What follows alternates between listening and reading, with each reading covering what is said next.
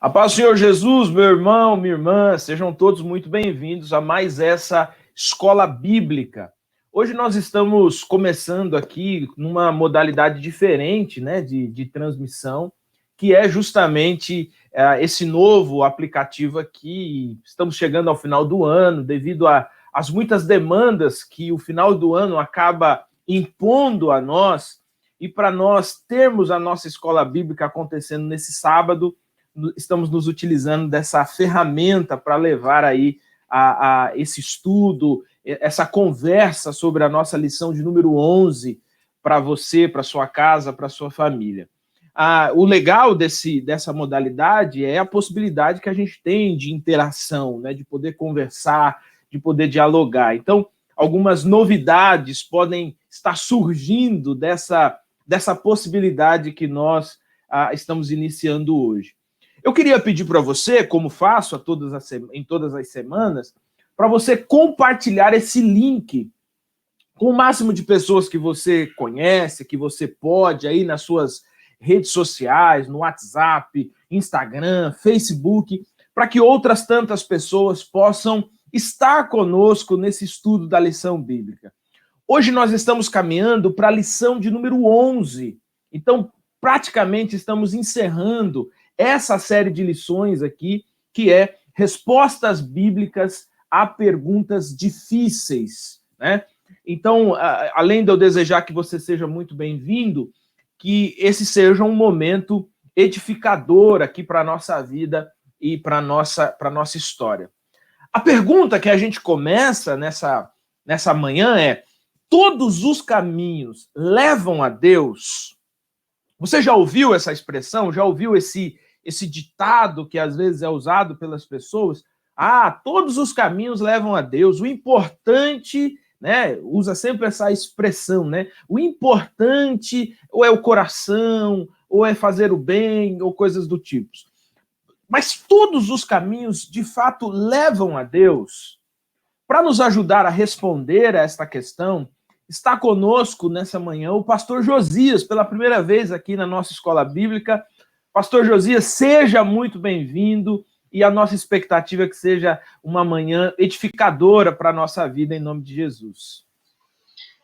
A paz do Senhor, pastor Samuel, muito obrigado pelo convite de estar aqui entre amigos para estudar a palavra de Deus.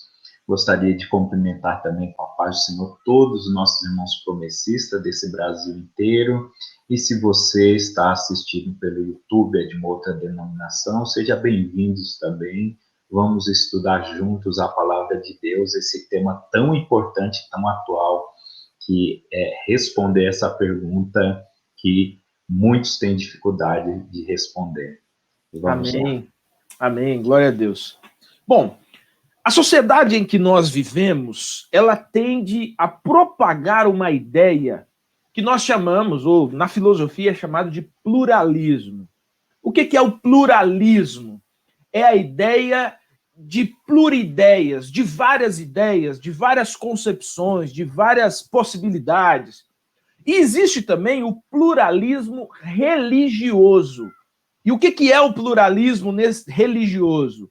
Nesse sentido, o pluralismo religioso é a ideia de que cada religião pode indistintamente oferecer algo ou oferecer algum caminho para a salvação. Por isso essa expressão, todos os caminhos levam a Deus.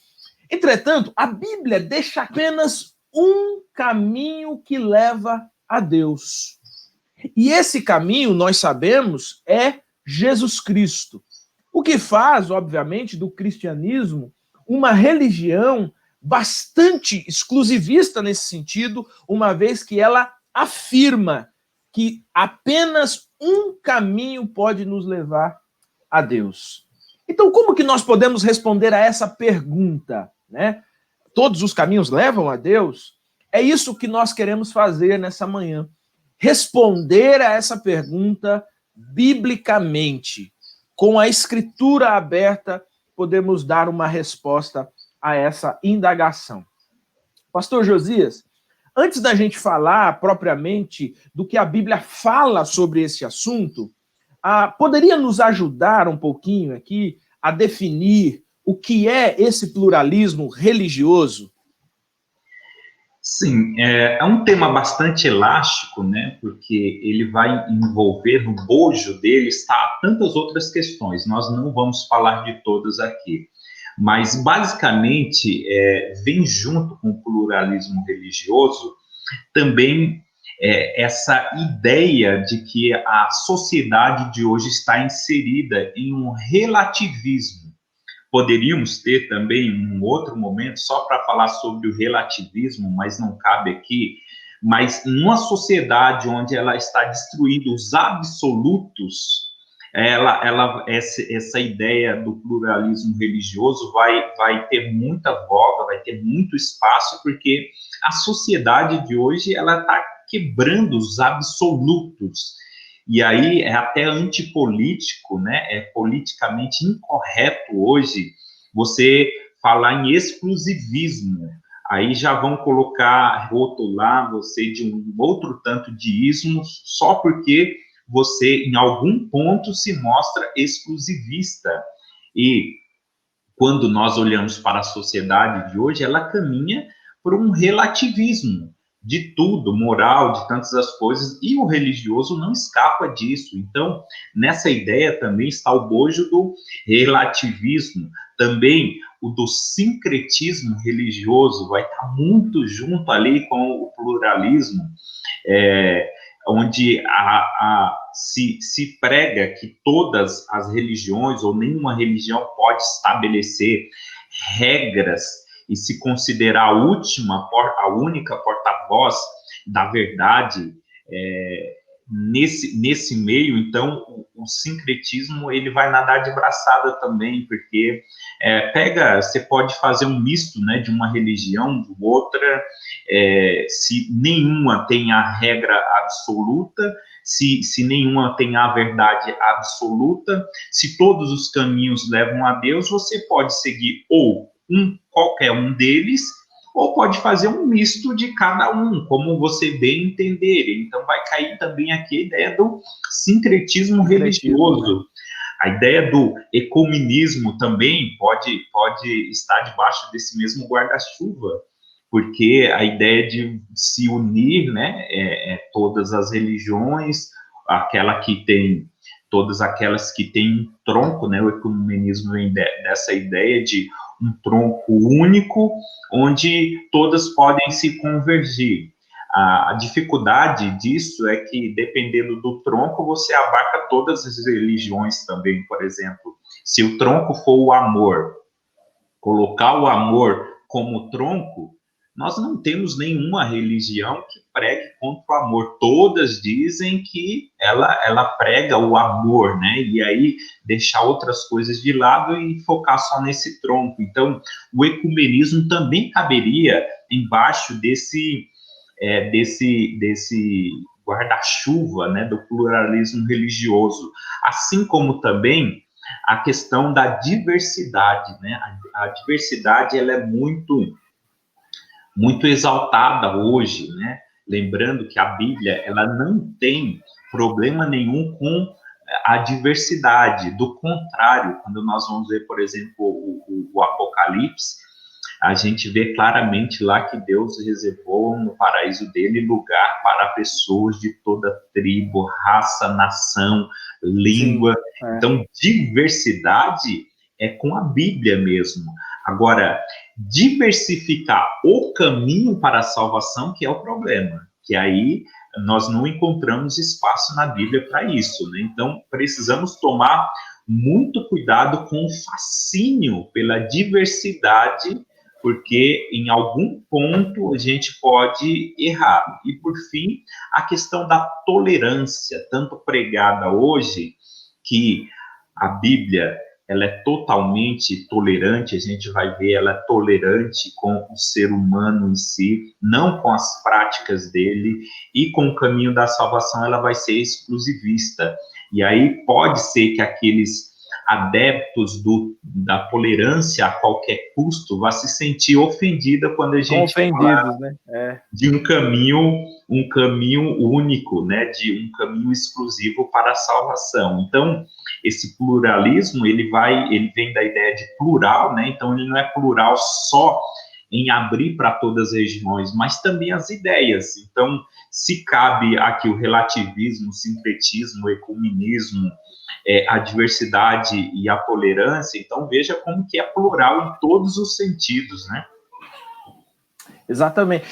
Eu queria frisar aí duas expressões, né, que você usou. Aliás, mais de duas, né? Você usou diversidade, o exclusivismo e o ecumenismo, né? Vou pegar um gancho aqui nessas três. De fato, assim, a diversidade é uma marca, né, registrada do próprio reino, né? O reino de Deus é um reino de diversidade, né? Uhum. Agora, ao longo dos anos, houve diversas tentativas de fazer com que esse sincretismo, vamos colocar assim, ou esse ecumenismo acontecesse, né? Só que o cristianismo, biblicamente, né, como você bem colocou, ele já avoga para si a prerrogativa de ser exclusivista, né? Então, e aí eu queria te perguntar, né? Às vezes, de fato, um dos ataques que o cristianismo sofre é o fato dele pregar exclusivismo, né? É apenas um caminho, só há uma verdade, só há vida em um lugar, né? Então, não são todos os caminhos. Aí eu queria, talvez, pedir para a gente aprofundar um pouco mais. O evangelho, ele é, de exclusivista, pastor Josias? Para a gente entender melhor, para a gente não ser injusto, né, com o todo do evangelho, em primeiro lugar, a gente precisa dizer que o evangelho, ele é exclusivista em algumas coisas, e nós vamos pontuar aqui. Porque se a gente pegar o evangelho como um todo e dizer que ele é exclusivista, aí sim a gente vai dar margem para que esses que criticam, atacam, né, a igreja, eles vão ter ainda mais argumentos, porque em várias questões, muitas mesmo, várias, o evangelho, ele não é exclusivista. Do contrário, ele é inclusivista. Ele abre as portas para todo mundo que quiser entrar. Quando se fala em exclusivismo, pode vir à mente de alguém uma seita de portas fechadas, trancadas, que não facilita a entrada para ninguém. Precisa-se de fazer um esforço muito grande para poder entrar nessa igreja ou nessa sociedade religiosa, que não acontece com o cristianismo. Ele, na realidade, ele é muito inclusivo nesse sentido.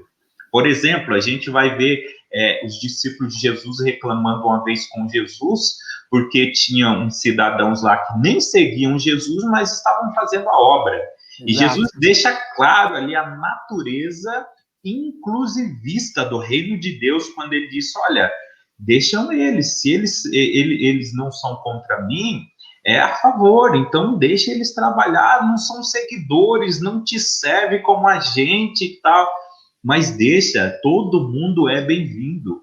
Aquela palavra de Jesus mostra o caráter inclusivo do evangelho. Assim, em várias outras coisas que nós não temos tempo aqui, o evangelho também ele é inclusivista, ele inclui todo mundo. Agora, no que ele é exclusivo?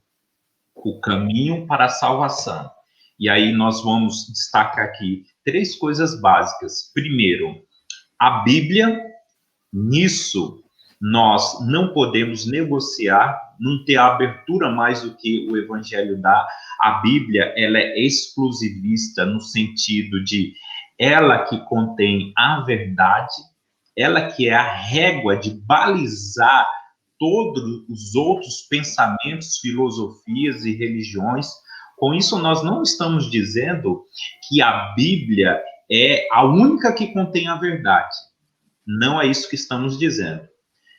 Nos outros livros de outras religiões, outras filosofias, outros tipos de pensamento, podem conter a verdade, contém a verdade, mas essas verdades têm que se submeter à Bíblia. Nós cremos que nós vamos dar crédito a qualquer outro tipo de verdade se for em conformidade à palavra de Deus. A Bíblia que vai balizar isso. Então, se uma outra religião prega o amor, a gente vai estudar esse amor que essa outra religião prega, se bate com o amor que a Bíblia nos ensina.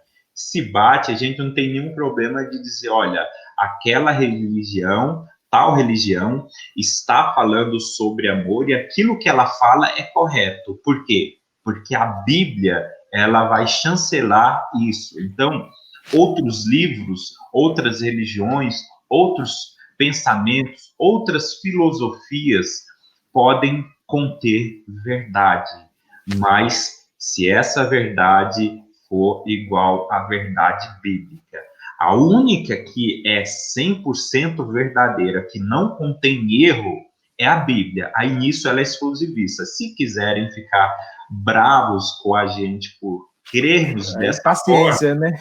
paciência, nós não vamos negociar isso, que a Bíblia é a única regra de fé e prática, que ela contém a verdade, os absolutos de Deus estão contidos na palavra. Nós já estudamos aqui em outra lição sobre a inerrância da Bíblia, que ela não contém erro. Outra religião, ela pode conter a verdade, mas ela sempre vai errar em alguma coisa. A Bíblia não, a Bíblia não erra, e disso nós não abrimos mãos. E aí, se formos atacados por isso, que seja. Agora, de maneira nenhuma de querer otorgar autoridade de verdade exclusiva e dizer que não há verdade em nenhum outro lugar. Pode sim existir, mas de conformidade com a Bíblia. A Bíblia é sempre balizadora, né? Ela é sempre a régua, né? Isso, ela é a régua que vai medir os demais pensamentos, as demais religiões, as demais filosofias, ela vai medir, né? E estando de acordo, a gente não tem problema nenhum de dizer que tal religião, que tal pensamento ou tal filosofia está fazendo bem porque está falando conforme a Bíblia. Uma outra questão é sobre o mérito, né? Então, assim, como eu falei, a Bíblia ela é inclusiva em vários aspectos, mas em três básicos ela não é, ela é exclusivista. É a palavra de Deus, a Bíblia, isso é a verdade exclusiva. O mérito da salvação também, esse é exclusivo do cristianismo, porque não há um outro meio de ser salvo sem a graça do Senhor Jesus Cristo. É o único, a Bíblia deixa isso bem claro. O ser humano, depois da queda, né, depois que o pecado veio ao mundo, ele não tem mérito próprio, então as demais religiões sempre vão basear em méritos próprios, né?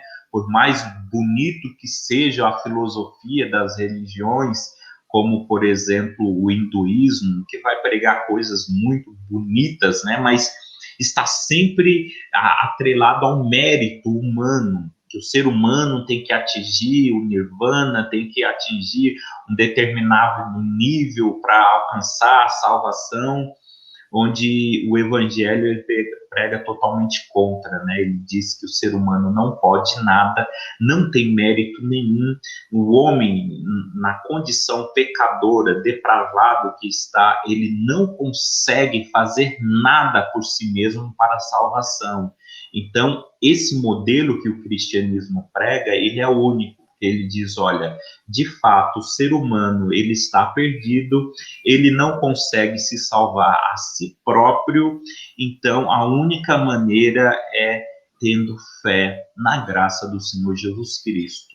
Essa fé é que vai nos salvar, a fé no Senhor Jesus Cristo. Então, esse caminho, ele é único, não tem como uma outra religião pregar salvação sem que o mérito humano esteja envolvido. E como a Bíblia relata que o ser humano não tem mérito próprio, até os melhores atos de justiça desse ser é para Deus, para a salvação, como sendo trapo de imundícia, então ninguém tem condição de ser salvo por méritos próprios. E aí o evangelho é o único que vai apontar essa solução, essa saída. Então, como fazer para ser salvo? Crer na graça do Senhor Jesus Cristo. Ela é a única que pode salvar. E é interessante, pastor Josias, que não só a Bíblia coloca como a salvação sem o mérito, né? E o próprio texto de Efésios, ele enfatiza isso, né? Para que ninguém se glorie. Então, a salvação é pela fé, é pela graça exclusivamente recebida pela fé, porque para que ninguém se glorie, né? Só que é interessante também o fato de que o evangelho oferece a causa, né? Ele dá uma resposta para a causa, e ao mesmo tempo ele também oferece uma solução para essa causa, né? É bastante enfático, claro, né? Objetivo, né? Bom, você está assim por causa disso. Se você não quer mais viver assim, você precisa disso, né? Então, assim, pensando um pouco nisso, né? Todas as religiões, elas tentam, de alguma maneira, oferecer, por exemplo, uma resposta para o mal ou para os dilemas do ser humano, né? O ser humano em si, ele é complexo, os dilemas do ser humano são complexos, né? Mas quando nós olhamos para todas as religiões, apenas no cristianismo a gente consegue observar esse ataque central aí, no cerne da questão, quando ele fala da criação do mundo, da queda do mundo e da restauração da humanidade através de Jesus Cristo, né? Então, pensando nisso, né? Pensando nesse ponto central aonde o cristianismo oferece essas respostas, é possível haver algum tipo de salvação fora de Jesus Cristo, pastor Josias? Não, pastor Samuel, porque como nós falamos, né, as três coisas que o evangelho é totalmente exclusivista é em relação à palavra dele, ao mérito da salvação e ao caminho da salvação. Jesus Cristo, ele afirma, eu sou o caminho, a verdade e a vida. Ele fala no singular, né? Eu sou o caminho, não no plural, não tem ideia de pluralismo aqui, porque ele já deixa bem claro, eu sou o caminho, existe um único caminho a chegar a essa salvação, e essa salvação, ela está fora da gente, que é uma coisa peculiar também do cristianismo, falar em uma salvação que vem de fora, não que vem de dentro. De dentro, Nós vamos ver várias outras religiões pregando isso, né? Que a força está em você, se você buscar, se você se esforçar, se você for mais iluminado, se você for mais generoso, sempre apontando para dentro. Mas a Bíblia vai mostrar que dentro da gente não há bem algum. Não tem nada, né? Não tem nada. O salmista diz, ó, se tu olhares, Senhor, para dentro de mim, nada enxergarás de bom. Não tem uma coisa boa dentro do ser humano. Por causa do pecado, a queda que veio ao mundo, todos pecaram em Adão. O pecado, ele foi herdado. O salmista diz, olha, em pecado eu nasci, né? Eu fui concebido em pecado eu nasci. Essa é a condição do ser humano. Então, como conseguir tirar uma coisa boa, tão extraordinária como a salvação de dentro do próprio ser humano? Não tem esse caminho. A salvação, ela está fora. É como a gente imaginar alguém morrendo afogado, né, no meio do mar, lá ele se batendo, não aguenta mais, e aí ele diz, espera aí, eu vou me salvar, eu vou pegar nos meus próprios cabelos e vou colocar eu lá no seco, na praia. Não tem, é impossível. Não tem como, né? Alguém se salvar. Então, assim, o evangelho, ele vai ser exclusivista no caminho também, né? Jesus é o único caminho, o ser humano está totalmente estragado, né? Ele não tem condição nenhuma de se salvar, de buscar salvação, então não vai haver iluminação própria suficiente para o ser humano alcançar um outro nível, um nível superior. O evangelho ele vai partir para a questão da humildade. Todos que conhecemos que Deus nos criou nos criou seres perfeitos, mas o pecado veio, estragou isso. O ser humano está numa depravação total, né, na ideia de totalidade, de todas as áreas da sua vida foi afetada por esse pecado e não tem como se livrar disso. Não há um justo sequer, não há quem faça justiça suficiente, e aí o último caminho que ele aponta é o Senhor Jesus Cristo. Esse é o caminho. E aí a humildade vem nesse fato de reconhecer e dizer, Senhor, de fato, eu não consigo, me salva, porque eu não tenho força, não tenho inteligência, não tenho capacidade, não tenho mérito nenhum para ser salvo. Somente a tua graça que o Senhor está oferecendo, que eu vou aceitar. Então, a salvação por cristianismo vem de fora do ser humano, diferente de outras religiões que prega que o caminho está lá dentro, escondido em algum lugar, você só tem que descobrir o caminho para chegar dentro de você mesmo, mas a força está em você, o mérito está aqui, você tem que descobrir isso, então você alcança a salvação. É interessante essa expressão que você usou, né? A salvação ela não vem de dentro, a salvação vem de fora, né? E isso faz com que a transformação também do ser humano não seja algo que aconteça no ser humano, né? Precisa de um reagente, vamos colocar assim, de um reagente externo, né? Que é uma ação totalmente espiritual, uma ação totalmente soberana de Deus. E aí eu me lembrava aqui, o Tim Keller tem o pastor Tim Keller tem um exemplo que ele dá, uma ilustração, na verdade, que ele faz. Ele diz, olha, uma pessoa está saindo do Havaí, vai para o Japão, nadando, né? E aí ela começa a nadar, e aí nos primeiros 50 metros ela começa a sentir muito cansaço, 60, 80 metros, ela afunda e morre. Aí uma segunda pessoa diz, não, eu vou conseguir. E essa pessoa começa a nadar e ela passa dos 80 metros, 150, 200, afunda e morre, né? Aí ele conta assim, aí tem uma terceira pessoa que sai e vai fazer o mesmo, eu não estou lembrando aqui os números exatos, mas a ideia central é essa. E ela passa os 150, 200, 300, ela nada 1 quilômetro, 2, 3, enfim. Mas aí no final o corpo não aguenta a fadiga e o corpo também sucumbe e morre, né? Aí o Tim Keller pergunta, né? Qual dos três é mais morto, né? Qual dos três é mais morto?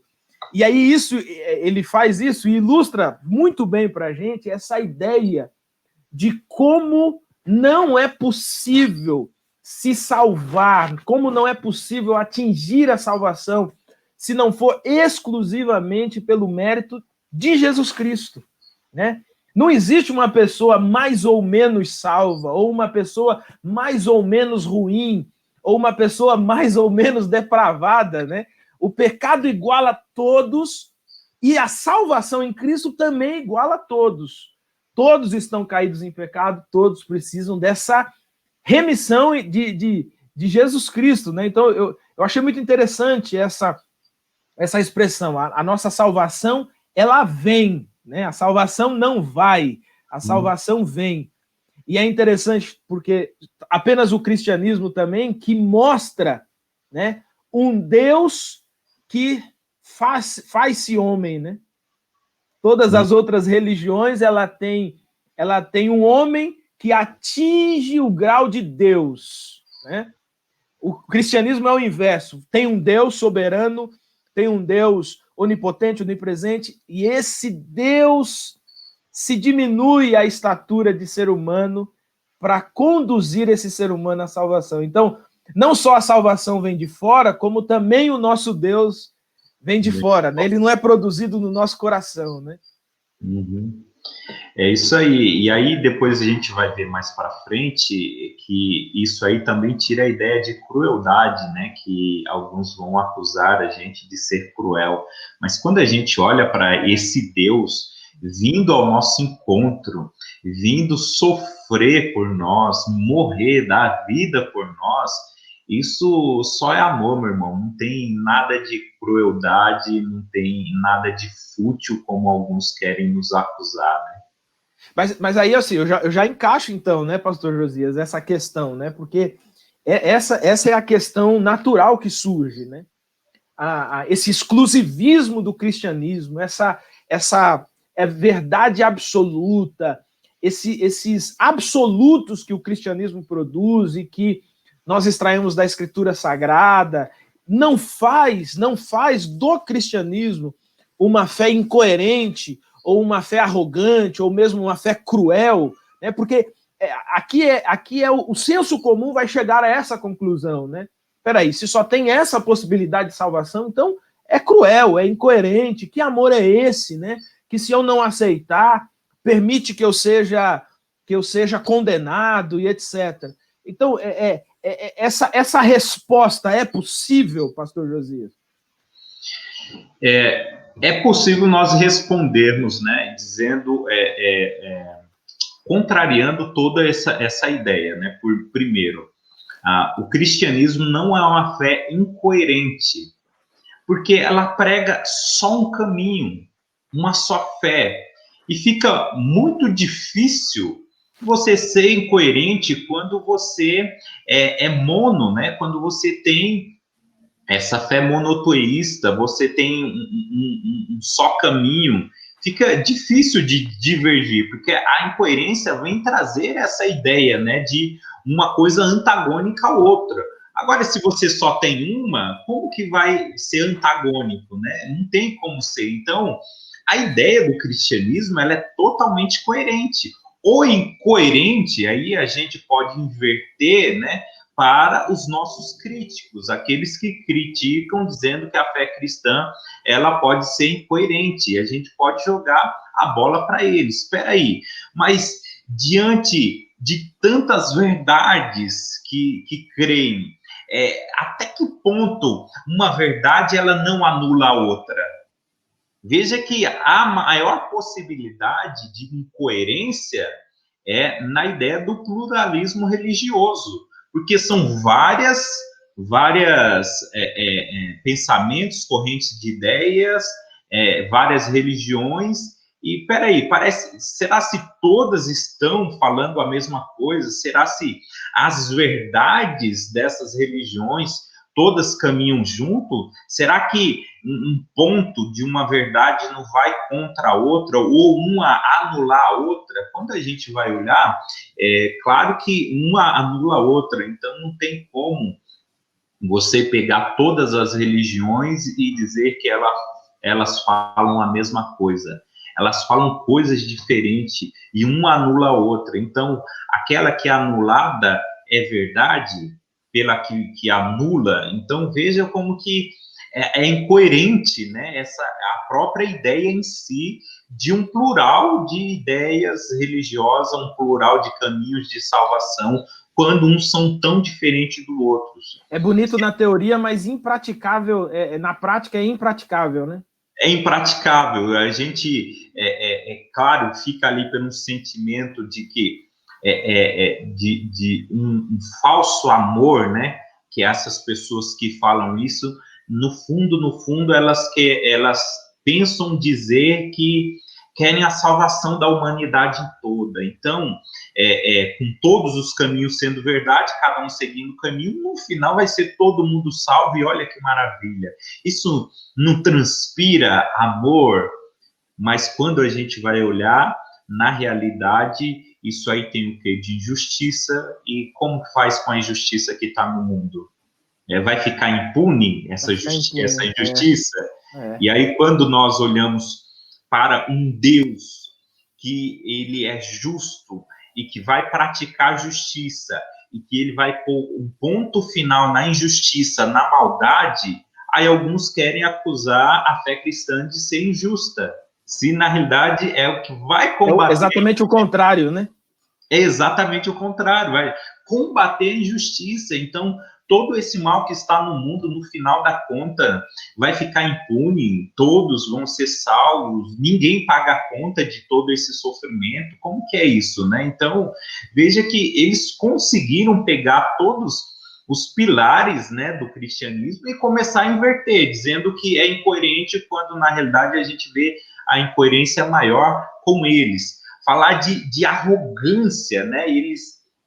Eles falam que nós somos arrogantes, por exemplo, por acreditar nisso. Peraí, eu tenho que ser julgado como arrogante por eu crer, por eu ter uma fé que Jesus Cristo é o único caminho.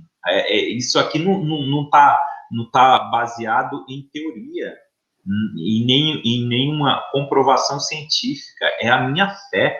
Eu creio no Senhor Jesus Cristo.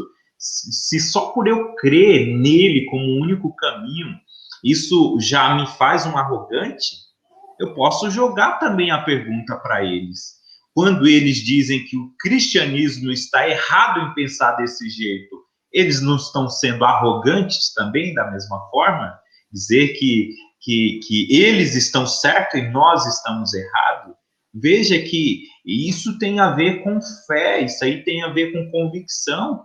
Se ele tem uma outra convicção daquele jeito, eu não posso chamar ele de arrogante. Ah, você está sendo arrogante por acreditar dessa forma. Da mesma forma que ele não pode me rotular de arrogante se eu creio dessa forma. Diz assim, olha, são fés diferentes, cada um vão ver no final quem está certo, mas esse rótulo de arrogante, nem a gente pode rotulá-los, que poderia, né, fazer o mesmo que ele, mas nós não vamos fazer isso, fazer o mesmo que eles fazem com a gente não vai dizer que ele é arrogante, que ele tem a fé dele, o jeito de ele acreditar. Eu tenho o meu, e o meu, graças a Deus, está baseado na Bíblia.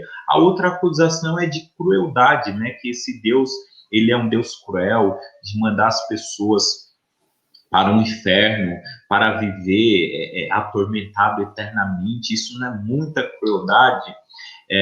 Nós, principalmente nós progressistas, temos uma boa resposta para eles, né?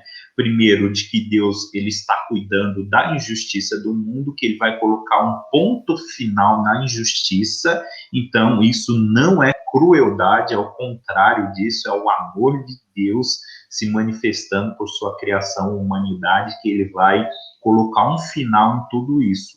E quando fala um ponto final, para nós progressistas é um ponto final mesmo, porque nós cremos, né? Isso, nós cremos no aniquilacionismo, que o mal vai ser aniquilado, que os seres que rejeitaram o amor de Deus, esse amor, esse Deus que você até comentou, que veio até a gente, que se fez homem, que viveu entre nós, que nos ensinou o caminho, que sofreu por nós, morreu por nós para nos dar salvação. Esse Deus amoroso, ele quer o bem da humanidade e o caminho é esse, ele vai acabar com a maldade e ele vai colocar um ponto final, porque aqueles que rejeitaram esse tão grande amor que Paulo fala, né? Como ignorar tão grande amor? Então a gente vai entender nas palavras de Paulo que no final das contas, aquele que for condenado vai ser condenado mais por ter rejeitado esse grande amor do que ele ter seguido outro caminho. Foi o fato de ele rejeitar essa grande oportunidade, esse grande amor, e aí a responsabilidade recai sobre ele, porque Deus ele fez tudo mesmo, até dar o seu único filho unigênito para morrer por essa pessoa. Se ela não quis, aí o problema é com ela. E aí todos aqueles que vão praticar o mal, a maldade, aqueles que vão ser malignos em suas performances, esses vão ser aniquilados, e como eu falei, nós cremos no aniquilacionismo, que essas pessoas vão sofrer por um período de tempo e só. Nós não cremos na ideia de um tormento eterno, no sentido de que essas pessoas vão passar a eternidade Vão ficar queimando, né? Queimando e sofrendo. Aí sim a gente veria um quê de crueldade nisso, se fosse, mas nós cremos que cada um vai pagar ali os seus erros, seus pecados por um período de tempo e não vão existir mais. A punição eterna vai ser no sentido de uma morte eterna. Então, eles vão experimentar a morte eterna e essa punição é eterna, porque a morte é eterna. Então, para nós que somos aniquilacionistas, a gente não pode ou não deveria colar esse rótulo de crueldade, né, que nós cremos numa crueldade eterna. Não, nós acreditamos numa justiça eterna que será feita e haverá um ponto final em toda a maldade. Isso me faz lembrar uma vez, eu já comentei aqui algumas vezes, em pregação também, eu estava falando do evangelho de Jesus para um amigo e conversando bastante, e ele parecia bastante interessado, bastante fazendo perguntas e tal, e assim, você já começa a pensar, né? Você fala, cara, eu vou só marcar o dia do batismo, né? Porque tá tão interessado, né? Uhum. E aí lá pelas tantas ele falou assim para mim, ele começou a dar uma risadinha assim de canto de boca, tal. Aí ele falou assim: "Você sabe que eu não acredito em nada disso que você tá falando, né?" E aí assim, entra aquele momento de decepção que a gente sofre, né? Aquele momento de se decepcionar, fala assim, cara, eu achei que eu ia batizar e tal. Me veio a resposta. Eu falei, cara, o problema é seu, porque a verdade do evangelho, ela se cumpre independente se você acreditar ou não acreditar.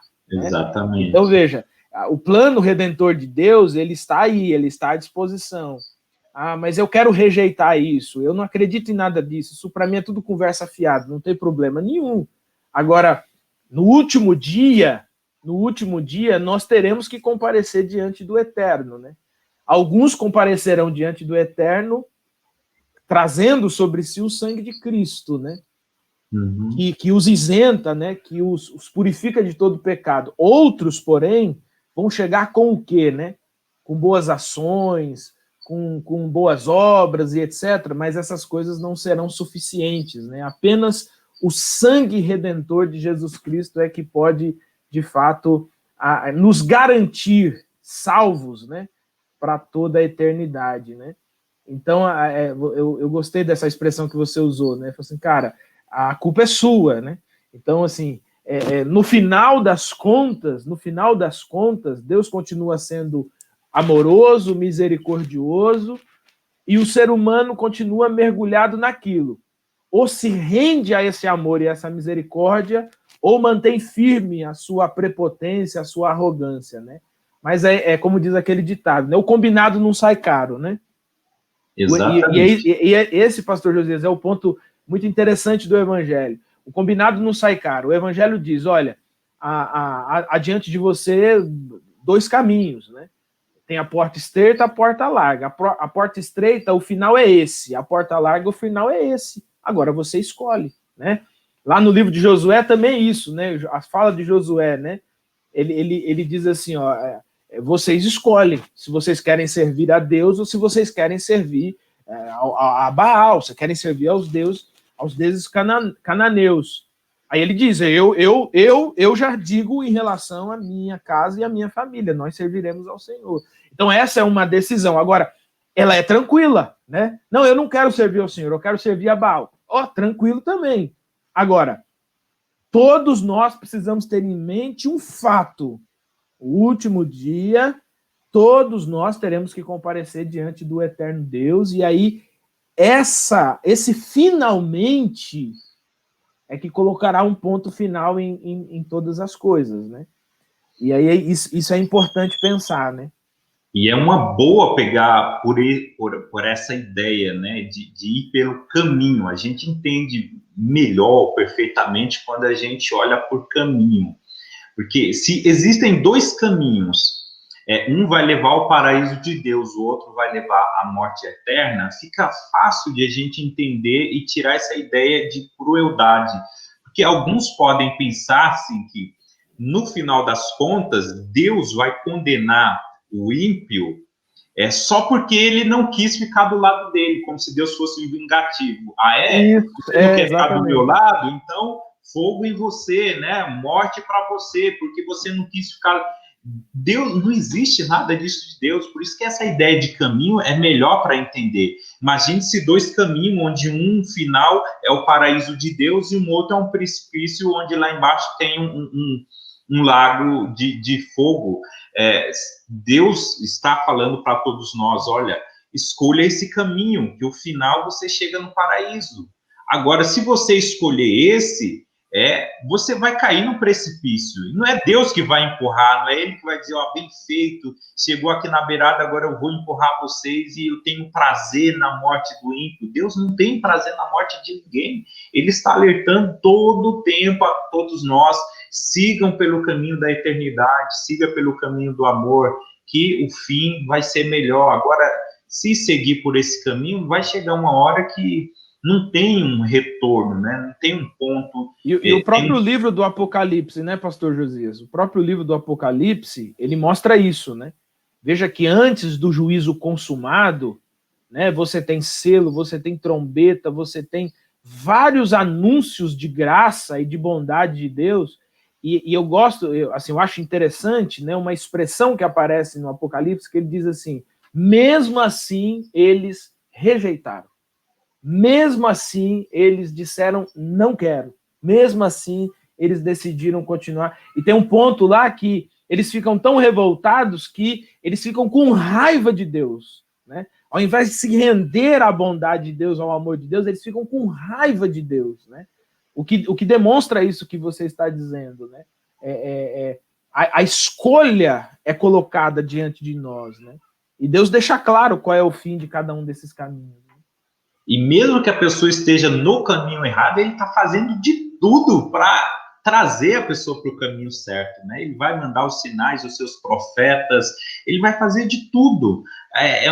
Quando a pessoa, no final, ela for condenada, o ímpio for condenado no final, não foi por falta de amor de Deus, de atenção de Deus, de ajuda de Deus, não foi por falta de aviso, foi porque ela deliberadamente, mesmo vendo tudo isso, ela não quis se render, ela quis continuar o seu caminho. Então, esse Deus, ele é um Deus justo, né? Ele é amoroso, vai amar até o fim, é um Deus clemente, paciente, que tem uma paciência elástica, né, infinita, vai ser paciente até o ponto de não retorno, né? Eu acredito que existe um ponto de não retorno para todos. A gente vai ver aquela ideia lá de Canaã, quando Deus fala para Abraão que está esperando o tempo até se completar o nível da maldade, né? Porque tem um nível que não tem mais retorno. Aí daí para lá não tem como mais. Então, mas até chegar a esse ponto de não retorno, Deus está fazendo, enviando seus profetas a mensagens, sinais, dando livramento, chamando, amando.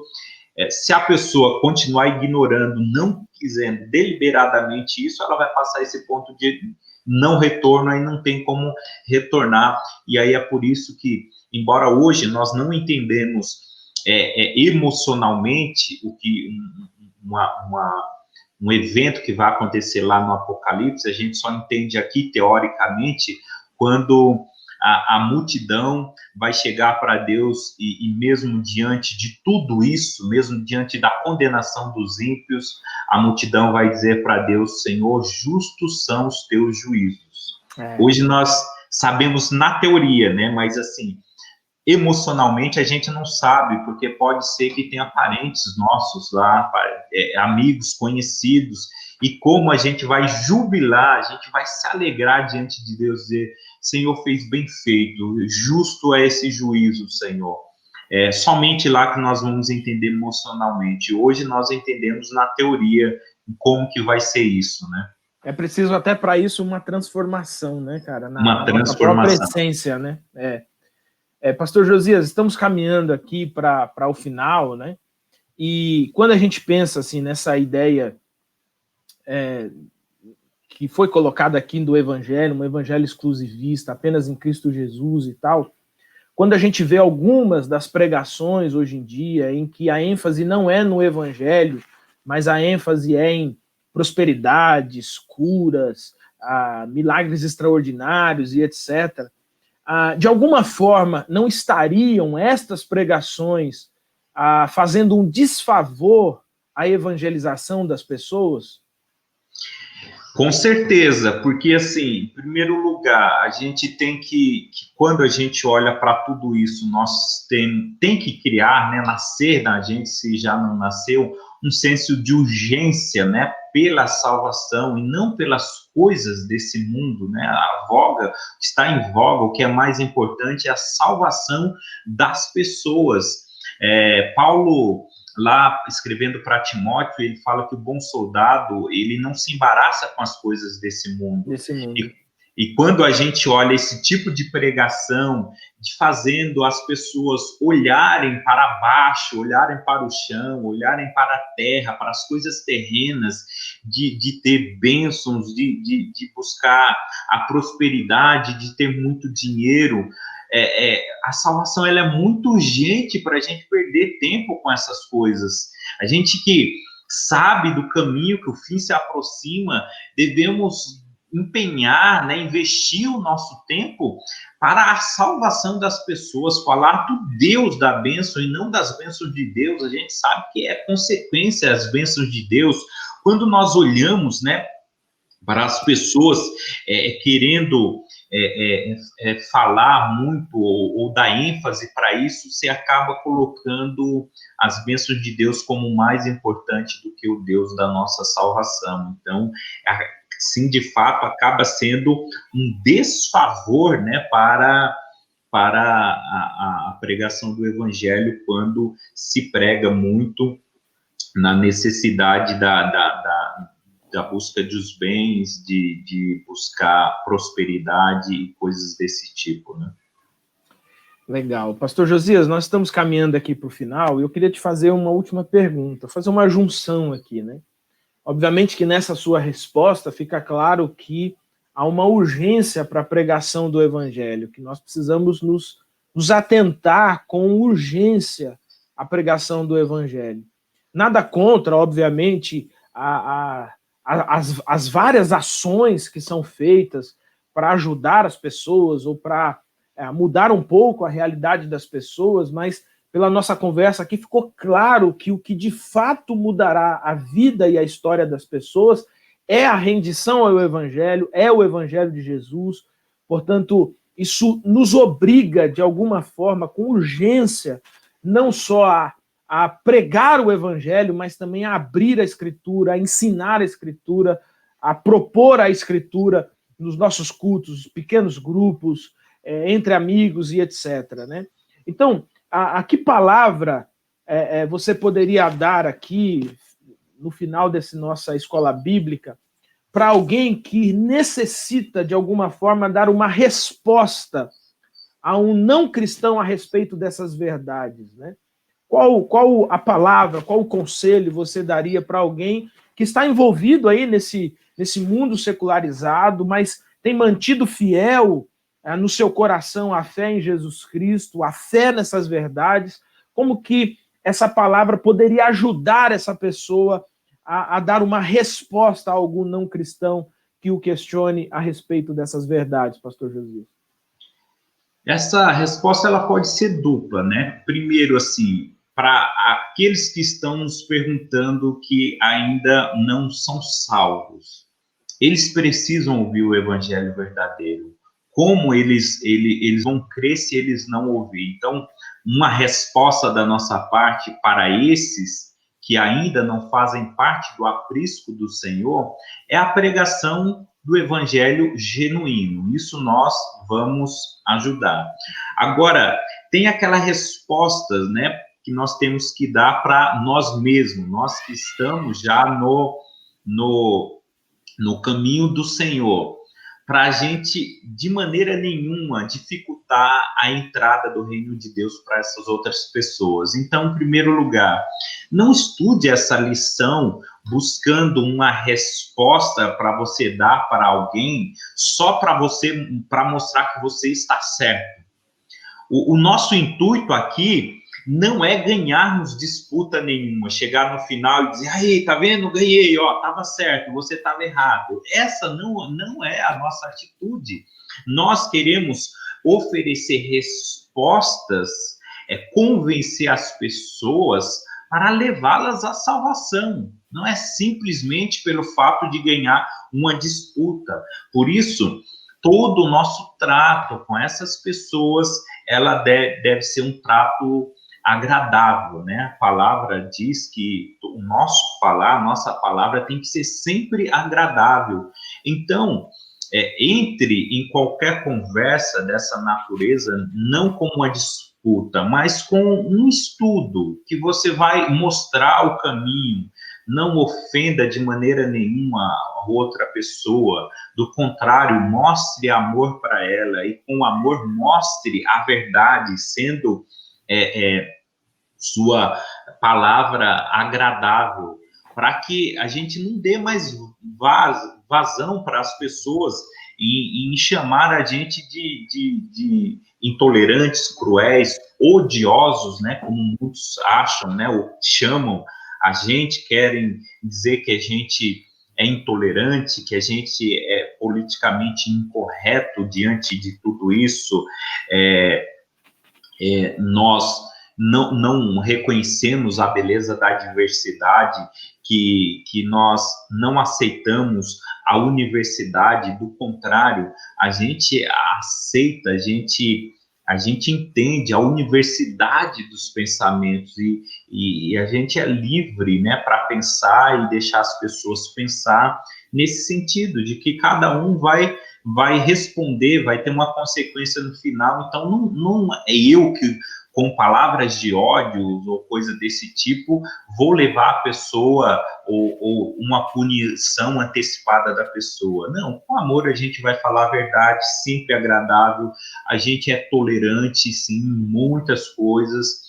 Podem acusar a gente de intolerante naqueles 3 pontos que eu falei, em dizer que a Bíblia é a única regra de fé e prática, que o mérito da salvação está em Cristo Jesus, que Jesus é o único caminho. Nisso aqui, se falarem que somos intolerantes, que somos politicamente incorretos, que a gente não quer incluir a salvação para outras pessoas, podem até falar, mas assim, na realidade, o que a gente quer é a salvação de todos. Nós estamos pregando, nós reconhecemos a beleza da diversidade, o nosso Deus que criou toda essa diversidade, esse mundo diverso, as muitas opiniões não nos ofende, nós aceitamos essa universidade de pensamento. Talvez eles não, que quando a gente fale dessa forma, eles dizem, não, perfeitamente, eu entendo você, continua nessa aí, você não, eles vão chamar a gente de odiosos, é uma coisa que a gente tem que tomar muito cuidado, pastor Samuel, com isso, porque lá no Apocalipse, já falamos tanto de Apocalipse aqui, mas lá em Apocalipse fala da figura da besta que emergiu na terra, que ela tem a aparência de cordeiro, mas no fundo é um dragão. Então, essa ideia de tolerância, essa ideia de amor, do politicamente correto, de defender a diversidade, a gente tem que ficar com uma pulga atrás da orelha, né? Porque, principalmente naqueles pontos que divergem do evangelho. Então, assim, se tudo isso aí não pode ser uma aparência de cordeiro, mas que no fundo é o dragão, né? Então a gente tem que tomar cuidado, né, para não se render à diversidade, o politicamente correto, como se prega hoje, porque a gente pode estar se rendendo ao dragão que está travestido de cordeiro, né? Então, a nossa resposta seja sempre agradável, ame as pessoas, busque a salvação das pessoas, não seja uma disputa somente para você ganhar, que Deus ele possa te usar e ajudar você a trazer muitas pessoas para o caminho de Deus. Amém, amém. Meu querido irmão, minha querida irmã, estamos chegando ao final da nossa escola bíblica. Tem uma expressão muito famosa que dizem que é de Francisco de Assis, o que provavelmente não seja verdade, mas que diz assim: pegue o evangelho em todo o tempo, e se puder, se necessário for, use palavras. Apesar da frase ser bonita, essa é uma frase que não faz o menor sentido. E não há em nenhum ponto da Escritura qualquer chamado ou qualquer convite para que nós usemos a pregação do Evangelho com palavras apenas se for preciso ou necessário. Não. A Bíblia diz que nós devemos pregar o tempo todo. E é isso que nós estudamos hoje. A verdade da Escritura nos coloca diante da verdade do Evangelho. Há apenas um caminho. O caminho é Jesus. A salvação está em Jesus. A salvação está no Evangelho e não há salvação fora disso. Por isso, eu digo a você que se você está vivendo dentro de uma religiosidade ou de uma religião que prega um livro além da Escritura Sagrada para você ser salvo, que prega que você deve fazer algumas coisas para você ser salvo, ou para você alcançar, né, uma espiritualidade, ou alcançar Deus. Olha, em nome de Jesus, que você se liberte disso e que você se renda ao evangelho único e exclusivo de Jesus Cristo. Esse evangelho expresso na Escritura Sagrada. E aí, se nós agora falando conosco, que cremos na Bíblia como palavra de Deus, se nós sabemos que a única solução para o mundo e para a humanidade é o Evangelho de Jesus, se nós sabemos que o único caminho que conduz à salvação é o Evangelho de Jesus, então, meu irmão, minha irmã, não se cale, pregue o Evangelho de Jesus. Leia a sua Bíblia, pregue a sua Bíblia. Não queira simplesmente ser alguém, um queridinho, alguém que as pessoas gostam. Não. Se as pessoas se ofenderem por causa do Evangelho, deixe que elas se ofendam. Porque o Evangelho é a verdade de Deus. E nós precisamos não apenas crer nessa verdade, nós precisamos exercer essa verdade na nossa vida. Isso não significa que você tem que pregar e viver a vida de qualquer jeito. Não é uma coisa ou outra. Não. Nós pregamos o Evangelho verbalizado, com palavras, nos púlpitos, na nossa vida cotidiana, mas nós vivemos a vida cotidiana também em nome do Evangelho, porque fomos transformados pela pessoa de nosso Senhor e Salvador Jesus Cristo. Pastor Josias, a resposta é simples, né? Todos os caminhos levam a Deus? Não, não levam. O único caminho que leva a Deus é Jesus Cristo, o nosso Senhor, e esse caminho está expresso no Evangelho de nosso Senhor e Salvador Jesus Cristo. Pastor Josias, você pode fazer essa oração, encerrando esse nosso momento aqui nessa manhã? Sim, com todo prazer, pastor Samuel. Amém. Oremos ao Senhor. Ó Deus Todo-Poderoso, nós nos colocamos em Tua presença, agradecidos, Senhor, por cada aluno da Tua palavra, Senhor, que juntamente conosco, que somos também alunos Teus, aprendemos do Teu Santo Espírito mais a respeito da exclusividade do Evangelho. Te agradeço por cada vida e peço que nos capacite, Senhor Deus, a viver o Teu Evangelho, a pregar o Teu Evangelho apesar de. Dá-nos, Senhor, o temperamento, o equilíbrio correto, Senhor, para nós distinguirmos. Porque o Teu Evangelho, em muitas coisas, ele é inclusivo, mas em algumas ele é exclusivo. Naquilo que for inclusivo, que possamos amar, que possamos abrir as portas para que todos sejam inclusos, Senhor, pregando o Teu Evangelho, pregando o Teu amor, tendo atitudes de amor, sendo agradáveis com todos. Mas quando chega a hora, Senhor, de nos posicionarmos, dizendo que a Bíblia Sagrada é a única verdade completa, plena, inerrante, a hora de dizermos que a salvação somente pela graça em Cristo Jesus e que Jesus Cristo é o único caminho. Ao chegar essa hora, nenhum de nós possamos hesitar, por nenhuma circunstância, Senhor, nem por tentar se achar ou parecer legais para os demais, ou por intimidação, por nenhum motivo, que possamos nos firmar nessa verdade, nos posicionar e sofrer o dano se for necessário. Se nos chamarmos de odiosos, se nos chamarmos de cruéis ou de exclusivista, Senhor, nós vamos sofrer todo o dano necessário, mas nós não abriremos mão da verdade, estaremos com a verdade em todo o tempo. Por isso que eu peço a capacitação do Teu Santo Espírito para todos nós, em nome de Jesus. Amém, Senhor. Amém, amém. Pastor Josias, muito obrigado por sua participação aqui com a gente. Natália, muito obrigado. Você, meu irmão, minha irmã, quero lembrar você da nova série de lições bíblicas, a Uma Igreja para a Cidade. Você pode entrar no site da Editora Promessa e você adquirir a sua lição bíblica, porque essa lição vai tratar sobre o desafio da missão urbana. E essa é a nossa próxima série de lição, acontecendo aí a partir do primeiro sábado de janeiro. Você que esteve conosco até aqui, que Jesus abençoe muito a sua vida, que você tenha um sábado abençoado por Jesus, e nós nos encontramos, com a graça de Deus, nos encontramos na próxima semana em mais uma escola bíblica, nessa feita estudando a lição de número 12. Que Jesus te abençoe e que você tenha uma feliz semana.